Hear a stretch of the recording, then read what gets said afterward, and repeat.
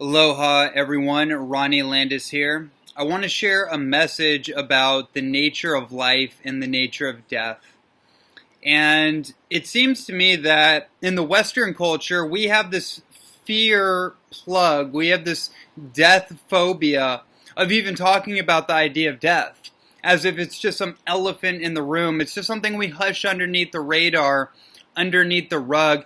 And we kind of know it's there. It's always in the back of our mind. It's always around, but we don't acknowledge it.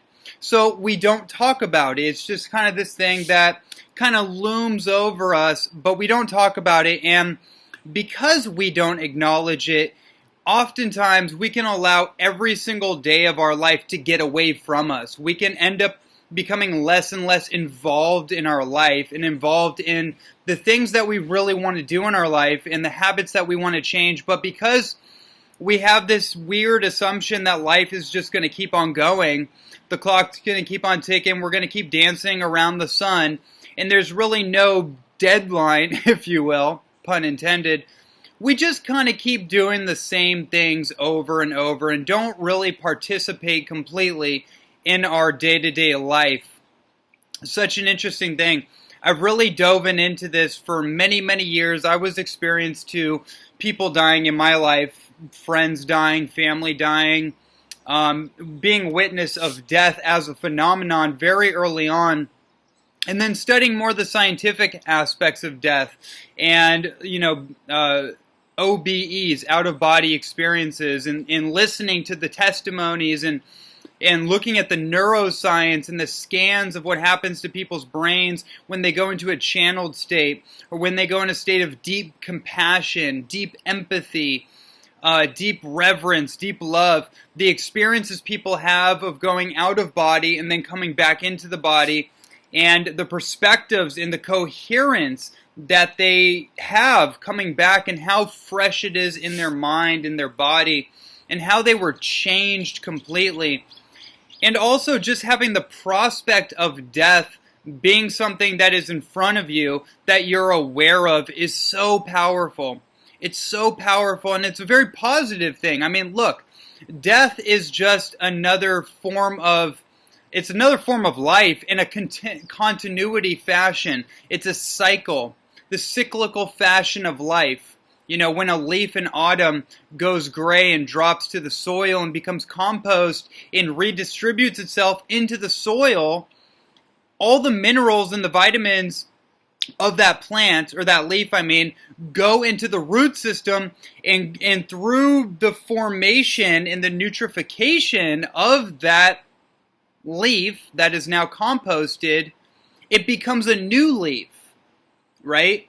It creates renewal. It becomes an evolved version of itself, or a renewed version of itself, or another way of saying it is a reincarnated version of itself. But if that leaf was contracted and it was fighting against the process and it was unwilling to die to itself, it would never be reborn to itself. And this is the thing. Every single day, we're going through a form of death. Every single day. Because the reality is that our past experiences and our past events and our past persona are gone. It's dust in the wind. It's gone. And the way that most people operate their life is that they have one foot in the past, one foot in the future, and they're never fully invested, they're never fully embodied in the present moment. And the only thing we know for sure is this present moment. We don't know what's going to happen. We know that life is short, but we don't really know how short it is. And there will be that inevitable day where we do become transferred into the ethers, and our body becomes compost, and then a newness will emerge, and we will maybe be reincarnated. Whatever your belief is. In fact, people say that, whatever your belief is. It doesn't matter what your belief is, because there is a cyclical process that's happening regardless of what your belief is, right? There's a cycle of life. There's a renewal. So, our past is gone. We can't live in our present moment from the past. We have to allow ourselves to die and be reborn. The renewal of your mind, the renewal of your spirit. This is old biblical knowledge and wisdom, right? And it's been passed on every generation forward, all the way up to where we are now. And we have this phobia of death. It's a waste of energy. It's a waste of energy. The only energy you should give to death is how you're going to live. What will your eulogy look and sound like? Who will be giving that eulogy speech? Who will be at your funeral? And how many people will be at your funeral? Because of how you imprinted upon their lives. How will you be remembered? What do you want to be remembered for? What do you want to do with the time you have right here in the present moment? People come to me all the time, and they have a bad case of excusitis. They have an excuse for everything.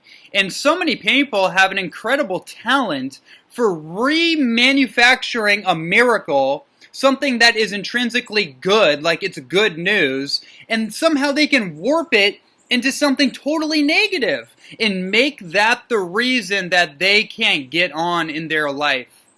They're at the effect of life. In some way, it's another fear of death. You're not willing to acknowledge that you're not going to live forever. But there's a power and liberation that comes when you do that, because then you realize, wow, the clock is ticking. Okay, game on. It's time to get fully immersed, fully invested, participate 100% into my life as it stands right here and now. The past is gone, it's dead, it's off, it's out. You can't draw on past experiences anymore. You can only draw on what is here now, who you are now, and who you're becoming moving forward. All the excuses fade away. They become useless. And all that is useful is what you have available to you now, what you're going to do with it, and the inspiration that you have for making your mark on the world and allowing your life to be an emergence of beauty, prosperity, hope, enthusiasm, and love. And if you can come from that place every single day and use that in your morning meditation and renew your mind and spirit, be reborn to yourself every single day, all the habits that you're fighting yourself with will start to come together. The health habits, the dietary habits, the addictions, they'll start to fade away once you become clear on what you're here to do, who you are, and ultimately that you don't have an infinite amount of time to get the job done. Things will come into alignment through necessity if they have to. But since your back is not against the wall right now and you're not on death's door, you have a choice. Take action. Pattern interrupt. Meditate on the nature of death, because as you do that, you will get more in tune with the true nature of life. Thank you so much for tuning in. This is Ronnie Landis signing out. Aloha.